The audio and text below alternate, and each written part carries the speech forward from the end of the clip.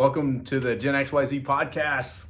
Got Micah and Matt here, and we're going to be talking about the election tonight. It's going to be a spicy one. Yeah. We're talking about the election, which everyone is extremely nervous about. I feel all of this nervous energy, all of this tension around who's going to win, my candidate versus yours, and I'm here to tell you, no matter who wins, America is still in trouble. Dude. We're not out of the woods. It's weird, man, because I was thinking today, I was like, okay, if Trump wins, I can see, this list of problems. But then I was thinking, if Kamala wins, I can see the same thing. There's also another set of problems there. It really feels, I don't know how you feel about it, but it really feels like neither one of the candidates are good picks. And it always baffles me when we end up in this situation in the U.S. It's like, our presidential candidates are just, it's ridiculous. The vice presidential candidates, I'm like, can we pick these guys? Either one of the guys, like Tim Walz or J.D. Vance, either one of them look good. Well, you can pick one, and you should. Regardless, you should go out and vote. Everyone should go out and vote, and it's a great right that you can exercise. But the point that I'm making is, whoever you elect, the major problems that America faces are still going to be there. The reckless spending, who do you think is going to win? I would honestly be surprised if Trump did not win. I think it's Trump's. I agree. It is Trump's election to lose. Okay, so, and the question I'm going to ask you is, why do you feel that way?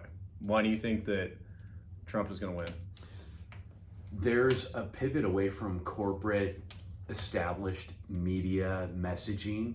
I think this whole, and you could pull on the generation top, because I think you could have the boomer generation and the baby boomer generation that still believes everything that is on CNN. Okay. Or Fox News or whatever. Mm-hmm. But you ask Gavin about, do you think Gen Z is watching the news? There ain't no way. They're not watching the news? They're not watching the news. So Gavin's generation's not watching the news? They're on TikTok. Oh, they're getting their news from all other sources, because guess what? When I really want to know what's going on, I'm usually going to YouTube to pull up my preferred news sources. And I don't even have cable subscription. Because it's cable's so who's Gavin? So where's $130 a month? Who's going to pay for cable? So what is TikTok telling people then? So if young people are getting their news from TikTok, what's TikTok saying? Soundbite, just nothing but headlines. The corporate media has had a certain amount of influence in the past. The fact that Jeff Bezos came out with that editorial saying, what was that? He's defending the fact that the Washington Post is not making a endorsement for president. Which he's defending it? He's defending it because typically the Washington Post would always endorse the Democratic Party. So they haven't. Yeah, I heard something. And they haven't done that. And why? I'll flash it up on the screen. The article, the op-ed from Jeff Bezos was the fact that America has lost trust in the corporate media. But why is the Washington Post endorsing a candidate? Well, there's going to be a deep division because the rank and file, the people that show up to work every day for the Washington Post, want to endorse Kamala. Probably 98% want to endorse Kamala. Yeah. But for the people actually paying the bills to keep the lights on there, and who are honestly probably, it sounds like Jeff Bezos is actually really in tune to the fact that people are not buying it. They could push an article and say Kamala is the best thing, whatever. And everyone's like, are you really? We went through 4 years of Biden and Kamala screwing everything up. Yeah. Are they doing that because now you want to tell us Kamala is the best thing? She's the best candidate. They want to appear unbiased. Is that the idea? I don't think they want to appear unbiased. It's just typically you would expect the Washington Post or someone from the corporate media to endorse Kamala Harris. Right, but what's the reason? Why is it this time they're not? This time not because I don't think people are buying it. People are not buying it. America's not buying it because. but they're afraid that since Americans aren't buying it, they're afraid that it'll kind of paint them as really biased. There's a shift. There's really a big shift going on. Whereas you would think CNN, MSNBC, New York Times, and the Washington Post controls the narrative. Yeah. That's not where the newer generations are getting their news from. Yeah, but you know what? I think there's certainly people that still are still like that's their Bible, that's their gospel. Yeah. Whatever the New York Times post is their gospel. But don't you think that? Get it? But do you think that getting your news from TikTok or whatever? Don't you think that's going to be even more extreme? It's going to be even more left-wing? Well, there will be extremists there, but I think most people are. You're looking at. I mean, how many views did the Joe Rogan and Trump podcast get? I checked one day after, in one day it had 30 million views, and that was even after a YouTube glitch where you couldn't find the video. But it is literally one of the biggest podcast moments in history, and you're looking at a rise in podcasts as a medium where people aren't just listening to podcasts for entertainment, where they're actually going to a podcast as a source of information for how they will make decisions in the future. Which is incredible. And as you're saying, when was the that, last time you read the Washington Post? Never. I read the Wall Street Journal once a month. Well, they have a paywall, number one. Washington Post has a paywall. The Washington Post has a paywall and not interested in paying $9. They do have good articles, though. I will pay for the Wall Street Journal, and I do recommend it. Yeah. They do have good articles. I very rarely read it because, I mean. But I don't want to pay for it. But yeah, there's a lot of free podcasts like Joe Rogan and stuff. So yeah, you're right. And as you're saying that, I'm thinking about this. There's so much because you can go to YouTube and you can just watch YouTube. There's so much more information nowadays out there, right? Like there's so much. The access to information is so much wider. Our ability to get different ideas. So I mean, it used to be imagine 30, 40 years ago when it was, or even 20 years ago when it was only the major networks. And so at that time, they truly controlled any narrative. What I really want to drive home is that regardless of Trump winning versus Kamala winning, America is going to survive and most likely thrive either way, regardless of whatever people think. And I am personally, with my financial situation, I know I teased at what would I change in my portfolio. Really not much.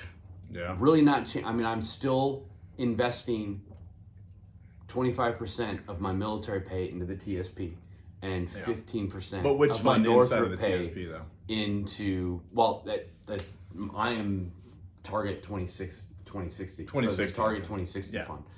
That's not going to change whether Kamala or her. I mean, that's, to me, I'm investing in 401k, I'm investing in my retirement funds, and then I'm burning all the rest of my money on ski trips and hunting trips. That's not going to change. Yeah. That's not. I'm still going to pay $6 for a coffee at Starbucks every once in a while. Not me. It's Matt's not going to do that, but it is what it is. And people really want to think like the world's going to drastically change. And yes, on the surface it is, but I'm telling you, the problems are still going to be there.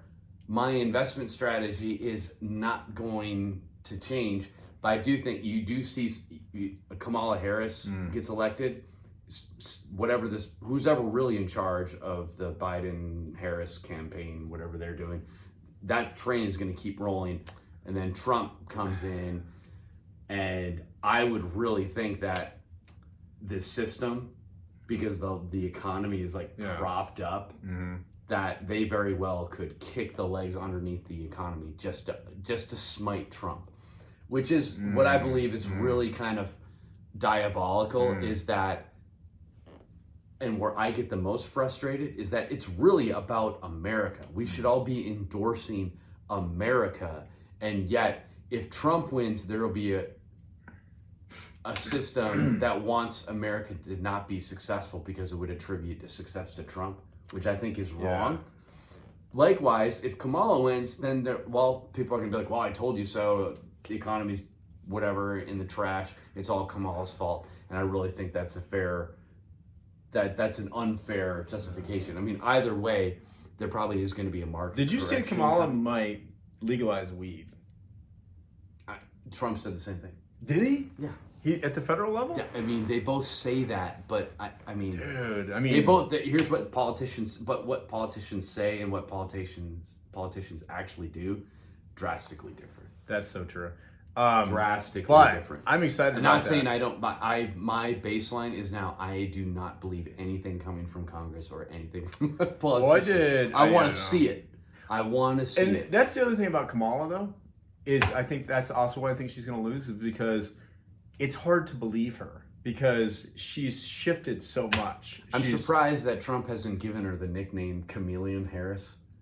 Dude, that's a good one. Wow. I mean, yeah. Does he have a nickname for her? I don't know. I don't really. Okay. I try not to listen to him. I don't think he does. Yeah, I don't think he has a nickname. It's hard to not try to listen. I mean, Trump is just blasted in your, and that's Now to bring in Gavin to this, Gavin is like the only thing that he really wanted to offer is the fact that if Trump wins, it's going to be all over the news, all over his social media feed, and it's going to be like just Trump constantly in your face every day. Dude. And Gavin, you are so right, brother. If Trump wins, it's going to be nonstop, wall-to-wall coverage because guess what? The corporate media, they make so much money off of reporting and Trump on what feeds Trump off does. of it too. He feeds off of it. He loves plays it. Right He would into it. say ridiculous things because he liked the attention, you know, and just the dumbest things. He would make fun of a reporter's hair. Or, you know, well, he called that one lady a horse face. What the hell? Who does that? That's what he does. Do you remember that? Who is that? He's an entertainer. He called some lady a horse comedian. Face. Trump says some wild stuff. And Gavin is so right.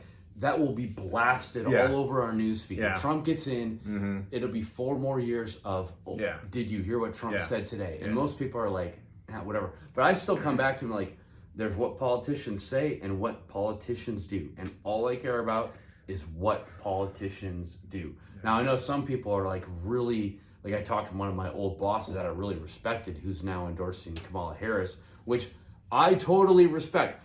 And if you're going to defriend someone just because of their political views, oh my God, really encourage you to not do that. Dude. And really, that is wrong. If you dehumanize another person for their political beliefs, you are wrong. You are actually the one who is acting on evil. That is acting on evil. That is deciding to hate another group, to dehumanize another group, based on something that has nothing to do with their humanity. Nothing at all to do with their humanity. And it's sad, man. It's sad that we have it. And honestly, just even me saying that, like, hey, be a human. Don't hate other people, right? Just me saying that makes myself vulnerable, right? Because there's people out there that will go, oh my God, he's defending conservatives. Oh my God, he's danger. You know, like, it's like I'm not defending racists or Nazis or anything. I'm defending the person next door who, you know, likes Trump but goes to church and feels that, you know, his values align more with Trump's. And